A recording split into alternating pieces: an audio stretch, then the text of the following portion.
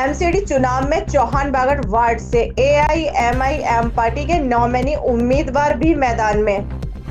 Delhi MCD चुनाव में AIMIM party अपने उम्मीदवारों को चुनाव में उतारेगी। इसकी तैयारी सभी वार्डों में शुरू हो गई है। इसी तरह सीलमपुर के चारों वार्डों में पार्टी के मुमकिना उम्मीदवार मैदान में हैं। चौहान बागड़ वार्ड से पूर्व प्रत्याशी मिर्जा शागिल अपनी पत्नी को चुनावी मैदान में उतारेंगे। इसका खुलासा उन्होंने मीडिया के सामने किया। मजलिस पार्टी से मैं बताना चाहूँगा, मैं मिर्ज़ा शागिल चौहान बागड़ से सभी को मेरा अस्सलाम वालेकुम। हमने 2017 में भी यहाँ पे चुनाव लड़ा था, जब हमारी पार्टी बिल्कुल नई थी, फर्स्ट टाइम दिल्ली में आई थी। अल्हम्दुलिल्लाह जब भी हमने यहाँ पे टाइम, हालांकि हमें कम मिला था, 20-22 दिन मिले थे, हम घर घर तक नहीं पहुँच पाए थे। उसके बावजूद भी यहाँ की आवाम ने हमें बहुत प्यार दिया था। अल्हम्दुलिल्लाह बहुत अच्छे वोट दिए थे, उसमें कोई दो राय नहीं है। और अब तो जब से अब तक में आवाम भी हमारी यहाँ की समझ रही है कि कौन सी पार्टी हमारे लिए अच्छी है, कौन सी गलत है।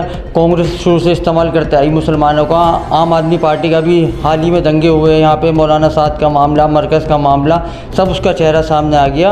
और पब्लिक यहाँ पे सब देख रहे हैं कि जो असद साहब हमारे हक़ के लिए बोलते हैं, चाहे वो मॉब लिंचिंग का मामला हो, CA NRC का मामला हो, 3 तलाक का मामला हो, हर चीज़ में एक ही शख्स बोलता है, वो है असदुद्दीन ओवैसी साहब, हमारे बैरिस्टर साहब। तो आवाम सब जान चुकी है कौन क्या।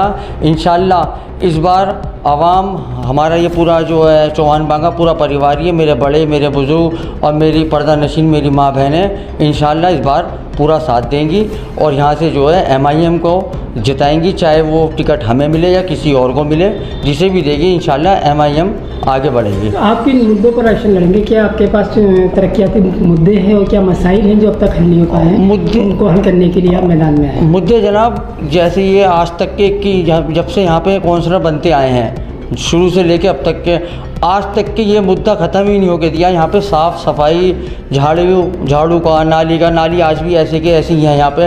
नहीं तो इतने टाइम में तो नाली ख़त्म हो जानी चाहिए थी। अगर कोई सही काउंसलर आता तो उसी के ऊपर मुसलमानों को उसी पे घेर रखा ही नहीं मुद्दों पे, जी सफाई सही नहीं है और जो है क्या ना, यहाँ की आज तक के नाली ख़त्म नहीं करवा पाए। इंशाल्लाह अगर हमें मौका मिलता है, ये नाली भी यहाँ से ख़त्म करेंगे, हटा देंगे नालियों को, जो है क्या नाम अंडरग्राउंड होंगी है, जो से यहाँ से गंदगी इसमें दिखाई देती रहती है। और जो यहाँ पे सबसे अहम मुद्दा रहा है अभी तक के, कोई गरीब आदमी कैसे अपना पैसे रोड पेट काट के कैसे भी करके अपने मकान बनाने के लिए जाता है। अब जनाब उसके साथ तकलीफ़ क्या आती है, जब वो मकान बनाने जाता है तो जब वो लेंटर डालता है, मैं लेंटर इसलिए कह रहा हूँ, वो कंस्ट्रक्शन करता है, कोई दिक्कत नहीं होती। जिस दिन लेंटर पड़ता है पुलिस वाले MCD वाले आ जाते हैं, लाओ भाई पैसे दो। ये मैं अपने मुंह से बता रहा हूँ आपको, तो आप आवाम से ग्राउंड लेवल पर जाकर पूछ सकते हैं, चाहे अब से पहले हो, चाहे 1 साल वाला बना हो, चाहे उससे पहले काउंसलर बने हो, ये मुद्दा ख़त्म नहीं हुआ।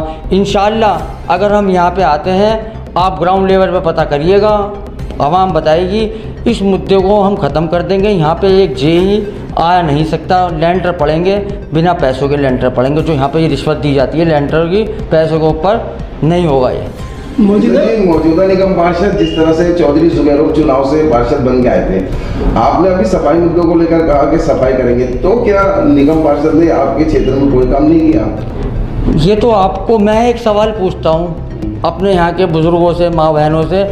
एक उन्होंने वादा कर रहा था लाइब्रेरी का, क्या ऐसे ही लाइब्रेरी का वादा कर रहा था? जो उन्होंने ये लाइब्रेरी बनाई है, एक प्राइवेट जगह लेके उसको जो है बना दिया, जी ये हमारी लाइब्रेरी बन गई है। जब आदमी कहीं प्राइवेट होता है तो वो अपने प्राइवेट पैसे से लगा के कर सकता है। जब वो बोलता है काउंसलर या MLA के लिए लड़ रहा होता है, उसके बाद अगर वो कोई बात कहता है तो सरकार के थ्रू जो बात होती है वो कही जाती है। तो सरकारी लाइब्रेरी की बात हुई थी जनाब, ना कि कोई ऐसी एक कमरा बैठा दिया। अब मैं आपसे कहूँ जी, मैंने हॉस्पिटल बनवा के दूंगा आपको, और उसके बाद क्या करूँ, अपने इसी कमरे में 2 डॉक्टर बैठा दूँ, लो जी हॉस्पिटल बना दिए। तो वही वाला काम हुआ है जी, बनाते आए हैं, इनके बड़े बनाते आए हैं, ये भी पब्लिक को ऐसे ही बना रहे हैं। अच्छा। मगर इंशाल्लाह इस बार पब्लिक सब समझ गई है।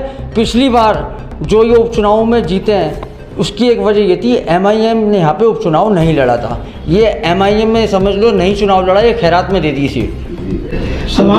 अब हमने आपको मौका दिया तो लाइब्रेरी के ऊपर किस तरह के आपकी तरक्याती काम होंगे? क्या लाइब्रेरी यहाँ बना? भाई अगर ये चाहते, ये हमारे यहीं पे MCD स्कूल है यहाँ गड्ढे वाले, इसके अंदर जगह भी है, बात करते, या तो ये कैपेबल नहीं है पैसे लाने के लिए, कैसे पैसे लाया जाता।